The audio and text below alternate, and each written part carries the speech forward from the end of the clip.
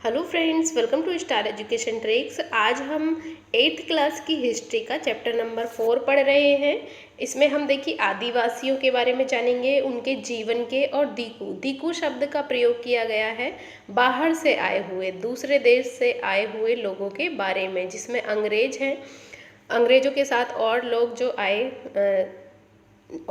जो भी आए थे, मिशनरी आए थे, ये सब दीकू कहलाएंगे। और देखिए, एक स्वर्ण युग की कल्पना, मतलब कि अंग्रेजों के आने से हमारे देश में आदिवासियों के जीवन पर क्या इफ़ेक्ट पड़ा, क्या क्या परिवर्तन हुए, क्या क्या हुआ, ये सब हम इसमें आज देखेंगे। तो शुरू करते हैं। 1895 में बिरसा नाम के एक आदमी को झारखंड में छोटा नागपुर के जंगलों और गांवों में घूमते देखा गया। देखिए, झारखंड में एक छोटा नागपुर है, उसके जंगलों में घूमता देखा गया। लोग कहते थे कि उसके पास चमत्कारी शक्तियां हैं, वे सारी बीमारियां दूर कर सकता था और अनाज की छोटी सी ढेरी को कई गुना बढ़ा देता था। बिरसा ने खुद यह ऐलान कर दिया था कि उसे भगवान ने लोगों की रक्षा और उनको दीकुओं मतलब बाहरी लोगों की गुलामी से आज़ाद कराने के लिए भेजा है। कुछ समय के भीतर हजारों लोग बिरसा के पीछे चलने लगे। वे उसे भगवान मानते थे। उन्हें यकीन था कि वह उनकी समस्याएं दूर करने आया है। कौन? बिरसा। आगे देखते हैं। बिरसा का जन्म एक मुंडा परिवार में हुआ था। मुंडा एक जनजातीय समूह है। देखिए, जनजातियों के बारे में हमने 7th क्लास में पढ़ा था। ये थोड़ी समाज से थोड़ी अलग रहती हैं, इनका अलग ही समाज होता है, अलग रीति रिवाज होते हैं, जो छोटा नागपुर में रहता है। बिरसा के समर्थकों में इलाके के दूसरे आदिवासी जैसे संथाल और उरांव भी शामिल थे। ये सभी अपने आसपास आ रहे बदलावों और अंग्रेज शासन के कारण पैदा हो रही समस्याओं से बेचैन थे। उनकी परिचित जीवन पद्धति नष्ट होती दिखाई दे रही थी, आजीविका खतरे में थी और धर्म छिन्न भिन्न हो रहा था। बिरसा किन समस्याओं को हल करना चाहता था? जिन्हें दीकू कहा जा रहा था, वे बाहरी लोग कौन थे? उन्होंने इलाके के लोगों को गुलाम कैसे बना लिया था? अंग्रेजों के राज में आदिवासियों के साथ क्या क्या हो रहा था? आदिवासियों का जीवन किस तरह बदल रहा था? इस अध्याय में हम इन्हीं सवालों पर देखिए विचार करेंगे।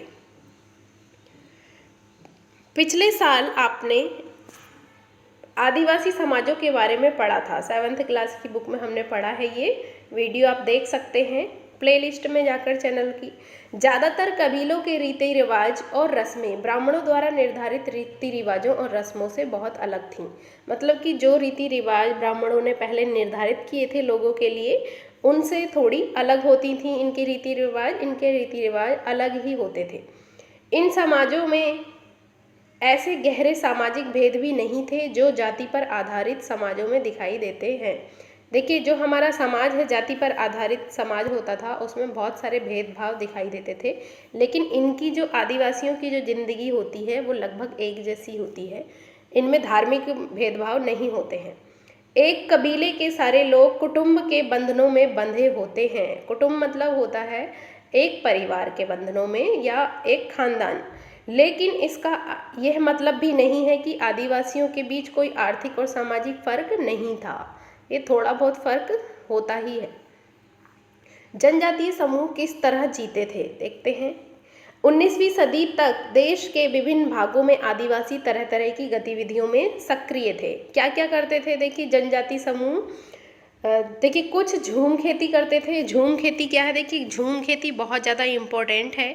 हर क्लास के NCERT में हमने इसके बारे में पढ़ा है, तो मैंने बहुत बार बता चुकी हूँ और ये एग्ज़ाम में बहुत ज़्यादा पूछा जाता है। CTET में भी पूछा जाता है स्टेटमेंट के रूप में, और PCS वगैरह में भी पूछ लिया जाता है। उनमें से कुछ समुदाय झूम खेती करते थे। झूम खेती घुमंतू खेती को कहा जाता है। इस तरह की खेती अधिकांशतः जंगलों में छोटे भूखंडों पर की जाती थी। ये लोग जमीन तक धूप लाने के लिए पेड़ों के ऊपरी हिस्से को काट देते थे और जमीन पर उगी घास फूस जलाकर साफ कर देते थे। देखिए, इनको कुछ ज़मीन दी जाती थी, ज़मीन के टुकड़े होते थे जगह जगह। तो देखिए, यहाँ पर जंगल होता था, जंगल के ऊपरी भागों पेड़ों के ऊपरी भाग को काट देते थे। जो लंबे लंबे पेड़ होते थे ताकि सूर्य की रोशनी धरती पर आ सके। उसके बाद जो भी घास फूस होती थी छोटी छोटी, उसको ये काट कर जला देते थे, तो ज़मीन जो थी थोड़ी उपजाऊ हो जाती थी उसकी राख से। फिर ये उसको हल्का हल्का सा खोद कर, ज़मीन को ज़्यादा गहरा नहीं खोदा जाता है इसको, और उस पर बीज बिखेर देते थे। अब देखिए 1 साल यहाँ पर खेती करेंगे, फिर इस ज़मीन को ऐसे ही 2-3 साल के लिए छोड़ देते थे, फिर दूसरी जगह को साफ करते थे इसी तरह, फिर उस पर खेती करते थे। इसीलिए इसको क्या कहते हैं, घुमंतू खेती कहते हैं, एक जगह से दूसरी जगह। इसके बाद वे घास फूस के जलने पर पैदा हुई राख को खाली ज़मीन पर छिड़क देते थे। इस राख में पोटाश होती थी जिससे मिट्टी उपजाऊ हो जाती थी। वे कुल्हाड़ों से पेड़ों को काटते थे और कुदालों से ज़मीन की ऊपरी सतह को खुरस देते थे। देखिए ज़मीन की ऊपरी सतह को खुरसते थे। वे खेतों को जोतने और बीज रोपने की बजाय उन्हें बस खेत में बिखेर देते थे, जब एक बार फसल तैयार हो जाती थी तो उसे काटकर वे दूसरी जगह के लिए चल पड़ते थे। जहाँ से उन्होंने अभी फसल काटी थी वे जगह कई साल तक पड़ती पड़ी रहती थी। मतलब कि जब ये इस फसल को काट लेते थे तो उस ज़मीन को ऐसे ही खाली छोड़ देते थे। पड़ती मतलब ऐसे ही छोड़ देना कुछ समय के लिए। घुमंतू किसान मुख्य रूप से पूर्वोत्तर और मध्य भारत की पर्वतीय व जंगली पट्टियों में ही रहते थे। इन आदिवासी समुदायों की जिंदगी जंगलों में बेरोक टोक आवाजाही और फसल उगाने के लिए जमीन और जंगलों के इस्तेमाल पर आधारित थी। वे केवल इसी तरीके से घुमंतू खेती कर सकते थे। देखिए अब ये अपनी बेरोक टोक जिंदगी जी रहे हैं, जंगलों पर इनका अधिकार है, उसी को जंगलों को ही अपना घर और जीवन मानते हैं। लेकिन अंग्रेज़ों के आ जाने के बाद अंग्रेज इनको गुलाम बना लेते हैं। तो देखिए किस तरह इनकी ज़िंदगी पर असर पड़ेगा।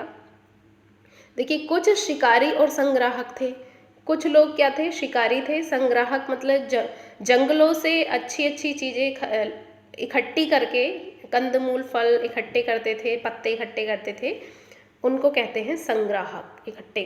सामान को इकट्ठा करने वाले। बहुत सारे इलाकों में आदिवासी समूह पशुओं का शिकार करके और वन्य उत्पादों को इकट्ठा करके अपना काम चलाते थे। वे जंगलों को अपनी जिंदगी के लिए बहुत ज़रूरी मानते थे। उड़ीसा के जंगलों में रहने वाले खोंड समुदाय इसी तरह का समुदाय था। इस समुदाय के लोग टोलियां बनाकर शिकार पर निकलते थे और जो हाथ लगता था उसे आपस में बांट लेते थे। वे जंगलों से मिले फल और जड़ें खाते थे। खाना पकाने के लिए वे साल और महुआ के बीजों का इस्तेमाल करते थे। साल देखिए एक पेड़ होता है, महुआ भी इनके बीजों से तेल निकालकर उसका इस्तेमाल करते थे। इलाज के लिए वे बहुत सारी जंगली जड़ी बूटियों का इस्तेमाल करते थे और जंगलों से इकट्ठा हुई चीज़ों को स्थानीय बाज़ारों में बेच देते थे। जब भी स्थानीय बुनकरों और चमड़ा कारीगरों को कपड़े व चमड़े की रंगाई के लिए कुसुम या पलाश के फूलों की ज़रूरत होती थी, पलाश के फूलों से देखिए रंग बनता है, गुलाल बनता है, तो वे खोंड समुदाय के लोगों से ही करते थे। इन समुदायों को चावल और अन्य अनाज कहाँ से मिलते थे? कई बार तो चीज़ों की अदला बदली से काम चल जाता था। वे अपनी कीमती वन उत्पादों के बदले ज़रूरत की चीज़ें ले लेते थे। देखिए विनिमय व्यापार चल रहा है यहाँ। एक चीज़ के बदले ये दूसरी अपनी ज़रूरत की चीज़ें ले लेते थे। कई बार उन्हें ज़रूरी चीज़ें खरीदने के लिए अपनी मुट्ठी भर आमदनी का सहारा लेना पड़ता था। देखिए जब हमें किसी चीज़ की ज़रूरत हो उसके बदले हम उसे दूसरी चीज़ देकर उस इंसान को जिस चीज़ की ज़रूरत हो तो अपनी ज़रूरत की चीज़ ले सकते हैं। जब उस इंसान को उस चीज़ की ज़रूरत नहीं है जो हम उसे देना चाह रहे हैं तो हमें क्या करना पड़ेगा, उसको खरीदने के लिए पैसे देने पड़ेंगे। तो उनमें से कई लोग आसपास के गांवों में नौकरी भी करते थे। अब देखिए कमाई के लिए, ये पैसे कमाने के लिए नौकरी भी करते थे। कोई बोझा ढोता था तो कोई सड़क निर्माण कार्य में नौकरी करता था। कई आदिवासी खेत मजदूर थे जो खेतों में काम करते थे। जब वन उत्पाद कम पड़ जाते थे तो आदिवासियों को मजबूरी के लिए ज़्यादा भटकना पड़ता था। लेकिन उनमें से बहुत सारे समुदाय जैसे मध्य भारत के बैगा औरों के काम करने से कतराते थे। बैगा खुद को जंगल की संतान मानते थे जो केवल जंगल की उपज पर ही जिंदा रह सकती है। मजदूरी करना बैगाओं के लिए अपमान की बात थी। देखिए ये एक मैप दे रखा है। भारत में कुछ आदिवासी समुदाय के इलाके हैं ये। यहाँ पर देखिए, ये आप देखेंगे हिमाचल प्रदेश में गड्डी वन गुज्जर रहते थे, और ये उत्तराखंड में भोटिया, और ये सहारिया भील ये कहाँ है, राजस्थान में। ये सब जनजातीय समूह हैं। नागा ये इधर है उत्तर पूर्व भारत में। खासी मेघालय में है ये। और ये संथाल, मुंडा, उरांव, संथाल ये सब कहाँ हैं, ये झारखंड में है। झारखंड की जनजातियाँ हैं। और ये बेगास, मारिया, गोंड ये छत्तीसगढ़ की हैं। एक कोया, बंजारा, गोंड ये कहाँ की हैं, ये आप देखेंगे आंध्र प्रदेश की हैं। बंजारा ये कहाँ की हैं, महाराष्ट्र की हैं। ये आप देख लेंगे इनको अच्छे से। देखिए जो चीज़ें आसपास पैदा नहीं होती थी उन्हें हासिल करने के लिए आदिवासियों को खरीद फरोख्त भी करनी पड़ती थी। इसकी वजह से वे कभी कभी व्यापारियों और महाजनों पर आश्रित हो जाते थे। कैसे, देखिए व्यापारी बेचने की चीज़ें लेकर आते थे उनके गांव में या जंगलों में, और भारी कीमतों पर चीज़ें बेचते थे, उनसे भारी कीमत वसूल करते थे। अब देखिए इनके पास इतनी कीमत होती नहीं थी, इतना पैसा होता नहीं था, तो ये क्या करते थे, महाजनों से उन चीज़ों को खरीदने के लिए उधार ले लेते थे। तो सूदखोर महाजन भी आदिवासियों को कर्जा दे देते थे, लेकिन उनका ब्याज बहुत ज़्यादा होता था। सूदखोर जो थे ब्याज बहुत ज़्यादा लगाते थे। इस तरह बाजार और वाणिज्य ने आदिवासियों को कर्जे और गरीबी में धकेल दिया था। लिहाजा वे महाजनों और व्यापारियों को बाहरी शैतान और अपनी सारी मुसीबतों की जड़ मानने लगे थे। किसको, व्यापारियों को, जो सामान बेचने आते थे उनके गांव में, और जो महाजन होते थे उनको पैसा देते थे और ब्याज बहुत ज़्यादा लगाते थे। कुछ जानवर पालते थे। देखिए कुछ जो आदिवासी समूह थे वो जानवर पालकर ज़िंदगी जीते थे, ज़िंदगी चलाते थे अपनी। तो आप इनको देख लेना अपने आप से, इतना इम्पोर्टेंट नहीं है ये। आगे देखते हैं। कुछ लोग एक जगह खेती करते थे। देखिए कुछ लोग झूम खेती करते थे, लेकिन झूम खेती क्या होती है, एक जगह से दूसरी जगह स्थानांतरित खेती। एक साल यहाँ की, फिर दो तीन साल बाद दूसरी जगह की। कुछ लोग एक ही जगह रहकर खेती करते थे। वो कौन थे, देखिए 19वीं सदी से पहले ही बहुत सारे जनजातीय कबीले एक जगह टिककर खेती करने लगे थे। धीरे धीरे वो एक जगह रहने लगे थे। वे बार बार जगह बदलने की बजाय साल दर साल एक ही जगह पर खेती करते थे। वे हलों का इस्तेमाल करने लगे थे और धीरे धीरे उन्हीं जमीन पर अधिकार भी मिलते जा रहे थे। अब देखिए उनको इस ज़मीन पर अधिकार मिल रहा था क्योंकि वो एक ही जगह ठहर कर खेती कर रहे थे। बहुत सारे समुदायों में छोटा नागपुर के मुंडाओं की तरह ज़मीन पूरे कबीले की संपत्ति होती थी। कुछ के सभी सदस्यों को उन मूल निवासियों का वंशज माना जाता था जिन्होंने सबसे पहले आकर ज़मीन को साफ किया था।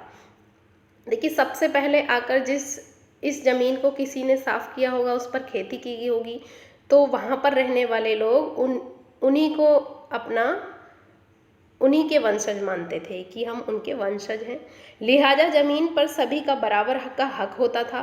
फिर भी अक्सर ऐसा होता था कि कुल के कुछ लोग औरों से ज़्यादा ताकत जुटा लेते थे। कुछ मुखिया बन जाते थे और बाकी उनके अनुयायी होते थे। जो ताकतवर होते थे वे खुद खेती करने की बजाय अक्सर अपनी ज़मीन बटाई पर दे देते थे। कुछ लोग जो थे थोड़े ताकतवर हो जाते थे तो वो लोग क्या करते थे, अपनी ज़मीन को दूसरे को दे देते थे कि तुम हमारी ज़मीन पर खेती करो और आधा अनाज हमारा होगा, आधा तुम्हारा होगा। उसी को कहते हैं बटाई पर देना। आगे देखिए, ब्रिटिश अफसरों को गोंड और संथाल जैसे एक जगह ठहर कर रहने वाले आदिवासी समूह शिकारी, संग्राहक या घुमंतू खेती करने वालों के मुकाबले ज़्यादा सभ्य दिखाई देते थे। जो देखिए ब्रिटिश लोग थे, अंग्रेज अफसर थे, उनको जो एक जगह ठहर कर खेती करते थे वो ज़्यादा सभ्य दिखाई देते थे। जंगलों में रहने वालों की जंगली और बर्बर माना जाता था। अंग्रेजों को लगता था कि उन्हें स्थायी रूप से एक जगह बसाना और सभ्य बनाना जरूरी है। देखिए औपनिवेशिक शासन से आदिवासियों के जीवन पर अब देखिए क्या असर पड़ा। अभी तक जो हमने पढ़ा ये था कि आदिवासी पहले ऐसे रहते थे, लेकिन जब अंग्रेज आए उन्होंने अपना उपनिवेश बनाया यहाँ पर अंग्रेजों ने, तो आदिवासियों के जीवन पर क्या क्या असर पड़े वो अब हम देखेंगे। ब्रिटिश शासन के दौरान आदिवासी समूहों का जीवन बदल गया। आओ देखें कि ये बदलाव क्या थे। आदिवासी मुखियाओं का देखिए क्या हुआ। जो आदिवासी मुखिया होते थे जो अपनी ज़मीन बट्टे पर देते थे उनका क्या हुआ। अंग्रेजों के आने से पहले बहुत सारे इलाकों में आदिवासियों के मुखियाओं का महत्वपूर्ण स्थान होता था। उनके पास औरों से ज़्यादा आर्थिक ताकत होती थी और वे अपने इलाके पर नियंत्रण रखते थे। कौन? जो वहाँ के मुखिया होते थे। कई जगह उनकी अपनी पुलिस होती थी और जमीन व वन प्रबंधन के स्थानीय नियम खुद बनाते थे। वो देखिए वनों में क्या करना है, कैसे करना है, उसके नियम, उसका मैनेजमेंट वो खुद ही करते थे। ब्रिटिश शासन के तहत आदिवासी मुखियाओं के कामकाज और अधिकार काफ़ी बदल गए थे। उन्हें कई कई गांवों पर जमीन का मालिकाना तो मिला रहा, लेकिन उनकी शासकीय शक्तियां छिन गई। मतलब शासन करना वहाँ का छिन गया। किसने छीन लिया? ब्रिटिशों ने। उन्हें ब्रिटिश अधिकारियों द्वारा बनाए गए नियमों को मानने के लिए बाध्य कर दिया गया। उन्हें अंग्रेजों को नजराना देना पड़ता था। नजराना मतलब कि उन अंग्रेजों को गिफ्ट वगैरह देने पड़ते थे, वो किसी भी रूप में हों, चाहे वो पैसे हों या कुछ चीज़ें हों। और अंग्रेजों के प्रतिनिधि की हैसियत से अपने समूहों को अनुशासन में रखना होता था। पहले उनके पास जो ताकत थी अब वह नहीं रही। वे परंपरागत कामों को करने से लाचार हो गए। अब देखिए जो आदिवासी मुखिया थे, अंग्रेजों के आने से उनके प्रतिनिधि के रूप में देखिए अपने समूहों को ही उनको शासित करना पड़ता था और वन कानूनों पर उनका अधिकार नहीं हुआ। जो अंग्रेज वन कानून बनाने लगे, वन प्रबंधन करने लगे, उनको ही आदिवासी के जो मुखिया होते थे उनको मानना पड़ता था। घुमंतू काश्तकारों का क्या हुआ? देखिए घुमंतू मतलब कि जो संग्राहक थे, जो शिकारी थे, उनका क्या हुआ। ऐसे समूहों से अंग्रेजों को काफ़ी परेशानी थी, जो यहाँ वहाँ भटकते रहते थे और एक जगह ठहर कर नहीं रहते थे। वे चाहते थे कि आदिवासियों के समूह एक जगह स्थायी रूप से रहें और खेती करें। स्थायी रूप से एक जगह रहने वाले किसानों को नियंत्रित करना आसान था। देखिए उनको नियंत्रित करना आसान था, इसलिए अंग्रेज चाहते थे कि ये एक जगह ठहर कर खेती करें।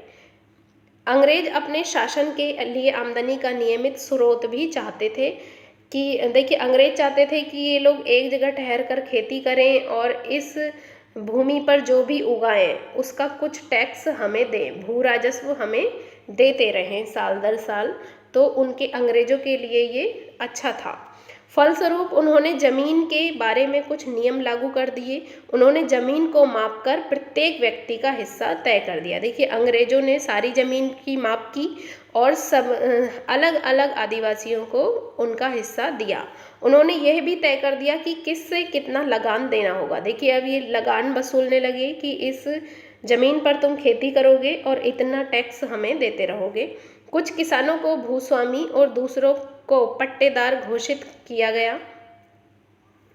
देखिए कुछ किसानों को क्या कहा गया कि ये भूस्वामी हैं और दूसरे को पट्टेदार। जैसा कि आप देख चुके हैं अध्याय 2, पट्टेदार अपने भूस्वामियों का भाड़ा चुकाते थे और भूस्वामी जो थे वो सरकार को लगान देते थे।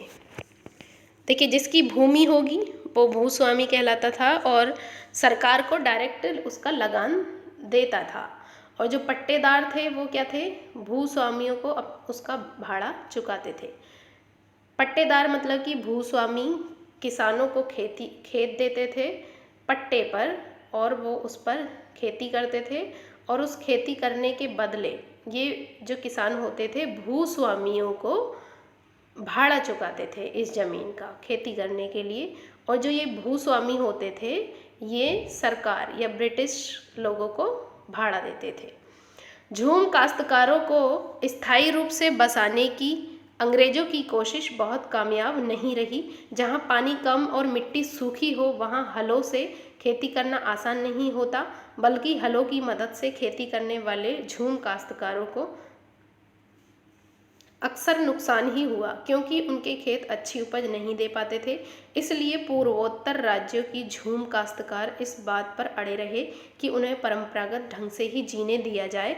व्यापक विरोध के फलस्वरूप अंग्रेजों को आखिरकार उनकी बात माननी पड़ी और ऐसे कबीलों को जंगल के कुछ हिस्सों में घुमंतू खेती के लिए छूट दे दी गई। देखिए, कुछ पूर्वोत्तर भारत में असम साइड में क्या होता था, खेती के लिए पर्याप्त साधन नहीं थे।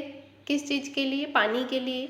और सूखी ज़मीन होती थी, उसको देखिए इतनी ज़्यादा उपज नहीं होती थी उस खेती पर, तो किसानों को नुकसान होता था और वो अपना उसका भू राजस्व नहीं चुका पाते थे। तो उन्होंने बोला कि हम ये खेती नहीं करेंगे ऐसे आपके अनुसार। तो कुछ आदिवासी जो थे पूर्वोत्तर भारत के, उनको छूट दे दी गई झूम खेती के लिए। देखिए, ये जंगलों को काटकर झूम खेती की जा रही है। यहाँ पर देखिए कितनी जंगलों को काटा जा रहा है। फिर गुजरात के एक जंगल में खेती करती भील औरतें हैं, ये घुमंतू खेती। और ये देखिए प्लेन एरिया में खेती की जा रही है जहाँ पर भरपूर पानी है। वन कानून और उनके प्रभाव। देखिए, जैसा कि आपने देखा है, आदिवासी समूहों का जीवन जंगलों से जुड़ा हुआ था, अतः वन कानूनों में आए बदलावों से आदिवासियों के जीवन पर भी भारी असर पड़ा। अंग्रेजों ने सारे जंगलों पर अपना नियंत्रण स्थापित कर लिया था और जंगलों को राज्य की संपत्ति घोषित कर दिया था। मतलब कि जो जंगल जिस राज्य में पड़ेगा वो राज्य की संपत्ति है। अब राज्य पर किसका अधिकार था? वो अंग्रेजों का, अंग्रेज अधिकारियों का था। कुछ जंगलों को आरक्षित वन घोषित कर दिया गया। आरक्षित मतलब कि रिजर्व कर दिया गया। ये ऐसे जंगल थे जहां अंग्रेजों की ज़रूरतों के लिए इमारती लकड़ी पैदा होती थी। इन जंगलों में लोगों को स्वतंत्र रूप से घूमने, खेती करने, फल इकट्ठा करने या पशुओं का शिकार करने की इजाज़त नहीं थी। देखिए, कुछ वनों को रिजर्व कर दिया गया। वहाँ पर जो आदिवासी थे वो झूम खेती भी नहीं कर सकते थे, फल इकट्ठे नहीं कर सकते थे, स्वतंत्र रूप से घूम भी नहीं सकते थे, ना ही पशुओं का शिकार कर सकते थे। ऐसी सूरत में झूम काश्तकार किस तरह जिंदा रह सकते थे? अब देखिए, जो आदिवासी थे वो तो वनों पर ही डिपेंड थे पूरी तरीके से। अब देखिए वो कैसे जिंदा रहते जब वो उस वन में जा ही नहीं सकते। इसलिए उनमें से बहुतों को काम और रोजगार की तलाश में मजबूरन दूसरे इलाके में जाना पड़ा। अब देखिए, आदिवासी अपनी जगह छोड़कर दूसरे इलाके में रोजगार की तलाश में जाने लगे। जैसे ही अंग्रेजों ने जंगलों के भीतर आदिवासियों के रहने पर पाबंदी लगा दी, उनके सामने एक समस्या पैदा हो गई। समस्या यह थी कि रेलवे स्लीपर्स के लिए पेड़ काटने और लकड़ी की एक जगह से दूसरी जगह ले जाने के लिए मजदूरों का इंतजाम कहाँ से किया जाए। देखिए, अंग्रेज जो थे 1856 के बाद रेलवे लाइन बिछाने लगे थे, क्योंकि उनको व्यापार करने के लिए एक जगह से दूसरी जगह जाने के लिए कम समय में चले जाएं, इसलिए वो रेल की पटरियां बिछाने लगे इंडिया में। उन रेल की पटरियों को बिछाने के लिए देखिए लकड़ी की ज़रूरत होती थी, उसको बोलते थे स्लीपर। लकड़ी की क्षैतिज तख्ते होते थे जिन पर रेल की पटरियों को बिछाया जाता था। तो उन रेल की पटरियों को, उन क्षैतिज तख्तों को बनाने के लिए लकड़ी की ज़रूरत होती थी। तो उन लकड़ियों को कौन काटे? क्योंकि जो आदिवासी थे वो एक जगह से दूसरी जगह जाने लगे अपना इलाका छोड़कर, तो इन मज़दूरों की समस्या पैदा हो गई कि ये मज़दूर अब कहाँ से आए। इसका भी देखिए इन्होंने एक हल निकाला। औपनिवेशिक अधिकारियों ने इसका भी एक हल ढूंढ निकाला। उन्होंने तय किया कि झूम काश्तकारों को जंगल में ज़मीन के छोटे टुकड़े दे दिए जाएं और उन्हें खेती करने को भी छूट होगी, बशर्ते गांव में रहने वालों को वन विभाग के लिए मजदूरी करनी होगी और जंगलों की देखभाल करनी होगी। अब देखिए इन्होंने क्या किया, जंगल में कुछ लोगों को छोटे छोटे टुकड़े दे दिए गए कि तुम इन पर खेती कर सकते हो अपनी जीविका के लिए, लेकिन बदले में तुम्हें अंग्रेजों के लिए काम करना पड़ेगा। और वनों की रक्षा करनी होगी।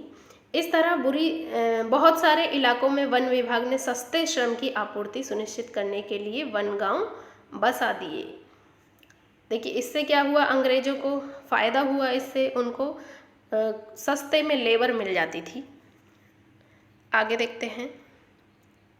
बहुत सारे आदिवासी समूहों ने औपनिवेशिक वन कानूनों का विरोध किया। औपनिवेशिक मतलब कि जो अंग्रेजों ने वन कानून बनाए उनका विरोध किया।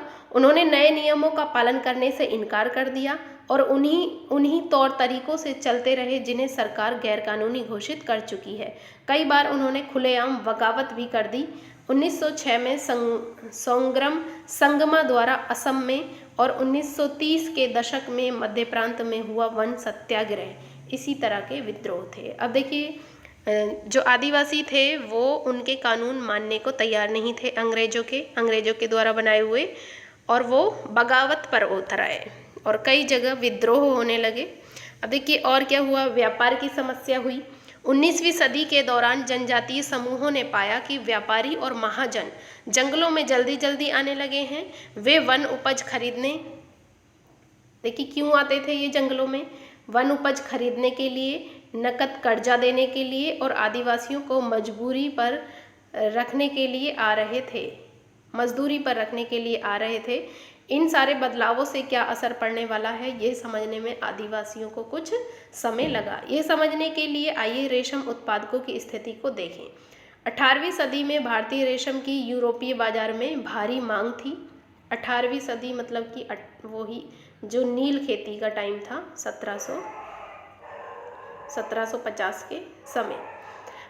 भारतीय रेशम की अच्छी गुणवत्ता सबको आकर्षित करती थी और भारत का निर्यात तेजी से बढ़ रहा था। जैसे जैसे बाजार फैला, ईस्ट इंडिया कंपनी के अफसर इस मांग को पूरा करने के लिए रेशम उत्पादन पर जोर देने लगे। जैसे देखिए पिछले अध्याय में हमने पढ़ा था नील की खेती पर जोर दे रहे थे, वैसे ही रेशम की खेती पर भी जोर देने लगे। वर्तमान झारखंड में स्थित हजारीबाग के आसपास रहने वाले संथाल रेशम के कीड़े पालते थे। देखिए झारखंड के लोग जो हजारीबाग के पास रहते थे रेशम के कीड़े पालने लगे थे। रेशम के व्यापारी अपने एजेंटों को भेजकर आदिवासियों को कर्जे देते थे। देखिए व्यापारियों को भेजकर, देखिए जो रेशम के व्यापारी थे, रेशम का व्यापार करते थे, वो अपने ही एजेंटों को आदिवासियों को के पास भेजते थे कि तुम रेशम के कीड़े पालो और हम आपको कर्जा दे रहे हैं, और उनके कृमि कोशों को इकट्ठा कर लेते थे। जो भी देखिए रेशम का कीड़ा जो कृमि कोश बनाता है उनको इकट्ठा कर लेते थे। 1000 कृमि कोशों के लिए वे 3-4 रुपये ही मिलते थे। देखिए वो जो ये कीड़े पालते थे इनको सिर्फ 3-4 रुपये देते थे 1000 कृमि कोशों के लिए, और इसके बाद इन कृमि कोशों को वर्धमान या गया भेज दिया जाता था, जहां उन्हें 5 गुना कीमत पर बेचा जाता था। इनको 2-3 रुपये 3-4 रुपये देकर, और देखिए गया चले जाते थे वो या वर्धमान, वहां पर देखिए 5 गुना कीमत पर उनको बेचा जाता था। निर्यातकों और रेशम उत्पादकों के बीच कड़ी का काम करने वाले बिचौलियों को जमकर मुनाफा होता था। इससे रेशम उत्पादकों को बहुत मामूली सा फायदा मिलता था। जो ये आदिवासी रेशम उत्पादन करते थे उनको बहुत कम फायदा होता था। स्वाभाविक है कि बहुत सारे आदिवासी समुदाय बाजार और व्यापारियों को अपना सबसे बड़ा दुश्मन मानने लगे थे। आगे देखते हैं। देखिए काम की तलाश, ये चित्र देख रहे हैं आप, ये बिहार की झरिया और रानीगंज कोयला खदानों में काम करने वाले आदिवासी हैं। यहाँ पर कोयला खदानों में काम करने लगे थे ये 1920 के दशक में, वहाँ की तस्वीर है ये। काम की तलाश में घर से दूर जाने वाले आदिवासियों की दशा तो और भी खराब थी। 19वीं सदी के आखिरी से ही चाय बागान फैलने लगे थे। देखिए चाय के बागान लगाए जाने लगे। खनन उद्योग भी एक महत्वपूर्ण उद्योग बन गया। खनन उद्योग मतलब कि ये आप कोयले की खदान में काम करने वाले जो खदान होती है उसमें जो काम करते हैं उसको खनन उद्योग बोलते हैं। कोयले की खदान से कोयला निकालना, उसको खनन उद्योग एक महत्वपूर्ण उद्योग बन गया था। असम के चाय बागानों और झारखंड की कोयला खदानों में काम करने के लिए आदिवासियों को बड़ी संख्या में भर्ती किया जाने लगा। इन लोगों को ठेकेदारों की मार्फत भर्ती किया जाता था। ये ठेकेदार न केवल उन्हें बहुत कम वेतन देते थे बल्कि उन्हें वापस घर भी लौटने नहीं देते थे। देखिए, ठेकेदार बना दिए गए। ठेकेदार क्या करते थे, इन लोगों की भर्ती करते थे कि चाय के बागानों में काम करने के लिए और कोयला खनन के लिए। ये क्या करते थे, उनको बहुत ज़्यादा कम वेतन देते थे और उनको घर भी जाने नहीं देते थे। नज़दीक से देखने पर 19वीं और 20वीं शताब्दियों के दौरान देश के विभिन्न भागों में जनजातीय समूहों ने बदलते कानून, अपने व्यवहार पर लगी पाबंदियों, नए करों और व्यापारियों व महाजनों द्वारा किए गए शोषण के खिलाफ कई बार बगावत कर दी। अब देखिए, ये जो शोषण कर रहे थे अंग्रेज लोग आदिवासियों का, इनके खिलाफ ये क्या करने लगे, बगावत पर उतर आए। 1830 से 32 में कोल आदिवासियों ने और 1855 में संथालों ने बगावत कर दी। मध्य भारत में बस्तर विद्रोह 1910 में हुआ और 1940 में महाराष्ट्र में वर्ली विद्रोह हुआ। बिरसा, जिसके बारे में हमने शुरुआत में पढ़ा, बिरसा जिस आंदोलन का नेतृत्व कर रहे थे वह भी इसी तरह का विद्रोह था। तो बिरसा तो जो थे ये बहुत ज़्यादा आदिवासियों के लिए लड़े थे। अंग्रेजों से लड़ते लड़ते ये स्वर्ग सिधार गए थे। अब देखिए, बिरसा के बारे में पढ़ेंगे हम। बिरसा का जन्म 1870 के दशक के मध्य में हुआ। उनके पिता गरीब थे। बिरसा का बचपन भेड़ बकरियां चराते, बांसुरी बजाते और स्थानीय अखाड़ों में नाचते गाजते बीता। उनकी परवरिश मुख्य रूप से बोहोंडा के आसपास के जंगलों में हुई। गरीबी से लाचार बिरसा के पिता को काम की तलाश में जगह जगह भटकना पड़ता था। लड़कपन में ही बिरसा ने अतीत में हुए मुंडा विद्रोह की कहानी सुनी ली थी, जो मुंडाओं ने विद्रोह किए थे। उन्होंने कई बार समुदाय के सरदारों, मुखियाओं को विद्रोह का आह्वान करते देखा था।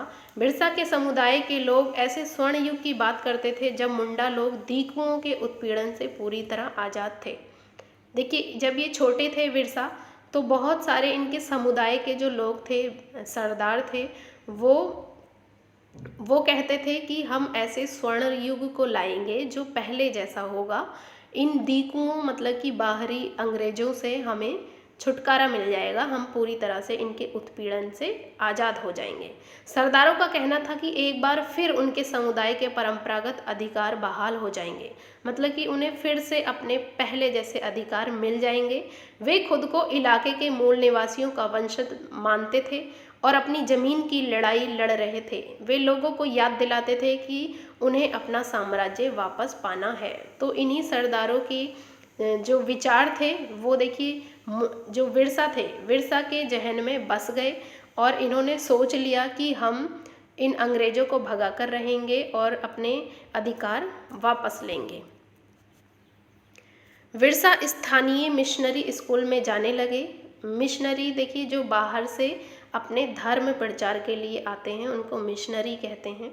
ईसाई धर्म के प्रचार के लिए ईसाई मिशनरी आए थे, जहां उन्हें तो ये मिशनरी क्या करते हैं, जगह जगह स्कूल खोलते हैं और अपने धर्म का प्रचार करते हैं। उनकी सहायता से उन्हें मिशनरियों के उपदेश सुनने का मौका मिला।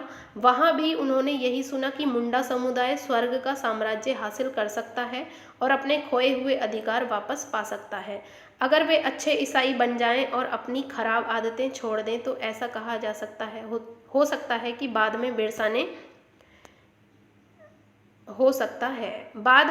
ने एक जाने माने वैष्णव धर्म प्रचारक के साथ भी कुछ समय बिताया। उन्होंने जनेऊ धारण किया और शुद्धता व दया पर जोर देने लगे। वैष्णव मतलब विष्णु जी की पूजा करने वाले कहलाते हैं वैष्णव। अपनी किशोरावस्था में बिरसा जिन विचारों के संपर्क में आए उनसे वे काफ़ी गहरे तौर पर प्रभावित थे। बिरसा का आंदोलन आदिवासी समाज को सुधारने का आंदोलन था। देखिए, बिरसा जो लड़ रहे थे ये पूरे समाज के लिए लड़ रहे थे। उन्होंने मुंडाओं से आह्वान किया कि वे शराब पीना छोड़ दें, गाँव को साफ रखें और डायन व जादू टोने में विश्वास न करें। यहाँ ध्यान देने वाली बात यह है कि बिरसा ने मिशनरियों और हिंदू जमींदारों का भी लगातार विरोध किया, क्योंकि ये लोग भी बाहर से आए हुए थे। वह उन्हें बाहर का मानते थे जो मुंडा जीवन शैली को नष्ट कर रहे थे। 1895 में बिरसा ने अपने अनुयायियों से आह्वान किया कि वे अपने गौरवपूर्ण अतीत को पुनर्जीवित करने के लिए संकल्प लें। वे अतीत के एक ऐसे स्वर्ण युग सतयुग की चर्चा करते थे जब मुंडा लोग अच्छा जीवन जीते थे, तटबंध बनाते थे, कुदरती झरनों को नियंत्रित करते थे, पेड़ और बाग लगाते थे, पेट पालने के लिए खेती करते थे। उस काल्पनिक युग में मुंडा अपने बिरादरों और रिश्तेदारों का खून नहीं बहाते थे, वे ईमानदारी से जीते थे। बिरसा चाहते थे कि लोग एक बार फिर अपनी ज़मीन पर खेती करें, एक जगह टिक कर रहें और अपने खेतों में काम करें। देखिए, बिरसा ने बहुत लंबी लड़ाई लड़ी थी, अपने पूरे आदिवासियों को आज़ाद करना चाहते थे ये, और इनके पीछे ये बहुत ज़्यादा, देखिए जो बिरसा थे, बिरसा मुंडा, इन्होंने मुंडा विद्रोह, क्या पूछा जाता है ये क्वेश्चन कि मुंडा विद्रोह किसने शुरू किया था, तो ये बिरसा मुंडा ही थे, इन्होंने किया था 1895 में। अंग्रेजों को बिरसा आंदोलन के राजनीतिक उद्देश्यों से बहुत ज़्यादा परेशानी थी। ये आंदोलन मिशनरियों, महाजनों, हिंदू भूस्वामियों और सरकार को बाहर निकालकर बिरसा के नेतृत्व में मुंडा राज स्थापित करना चाहता था। ये आंदोलन इन्हीं ताकतों को मुंडाओं की सारी समस्याओं व कष्टों का स्रोत मानता था। अंग्रेजों की भूनीतियाँ उनकी परंपरागत भूमि व्यवस्था को नष्ट कर रही थीं। हिंदू भूस्वामी और महाजन उनकी ज़मीन छीनते जा रहे थे और मिशनरी उनकी परंपरागत संस्कृति की आलोचना करते थे। तो देखिए, ये जो मिशनरी थे, जो महाजन थे, उनकी ज़मीनें छीनते जा रहे थे आदिवासियों की, और जो ये मिशनरी आए थे अपनी धर्म का प्रचार करने के लिए, तो वो उनकी संस्कृति की बुराई करते थे कि तुम्हारी ये संस्कृति जो है अच्छी नहीं है, तुम ईसाई धर्म अपना लो। जब आंदोलन फैलने लगा तो अंग्रेजों ने सख्त कार्रवाई का फैसला लिया। उन्होंने 1895 में बिरसा को गिरफ्तार किया और दंगे फसाद के आरोप में 2 साल की सज़ा सुना दी। देखिए, जब ये अपना आंदोलन फैला रहे थे, सब लोग इनके अनुयायी बन रहे थे, इनके पीछे चलने वाले, तो अंग्रेज़ों ने एक कार्यवाही की। क्या किया इन्होंने? बिरसा को गिरफ्तार करके जेल भेज दिया 2 साल के लिए। फिर जब 1897 में बिरसा जेल से लौटने के बाद बिरसा समर्थन जुटाते हुए गांव-गांव घूमने लगे। फिर से इन्होंने देखिए आंदोलन किया। उन्होंने लोगों को उकसाने के लिए परंपरागत प्रतीकों और भाषा का इस्तेमाल किया। वे आह्वान कर रहे थे कि उनके नेतृत्व में साम्राज्य की स्थापना के लिए रावण कहा गया है, दीकू और यूरोपियों को तबाह कर दें। बिरसा के अनुयायी दीकू और यूरोपीय सत्ता के प्रतीकों को निशाना बनाने लगे। उन्होंने थाने और चर्चों पर हमला किया और महाजनों व जमींदारों की संपत्तियों पर धावा बोल दिया। सफ़ेद झंडे बिरसा राज का प्रतीक था। सफ़ेद झंडा जो था वो बिरसा राज का प्रतीक था। सन 1900 में बिरसा की हैजे से मृत्यु हो गई और आंदोलन अब देखिए ठंडा पड़ गया। आंदोलन का लीडर की जब मृत्यु हो गई तो आंदोलन ठंडा पड़ना ही था।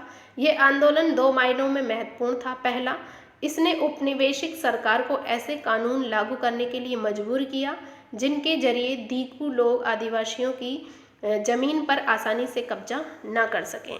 अब देखिए, ये जो आंदोलन किया था, इससे इन्होंने क्या पाया?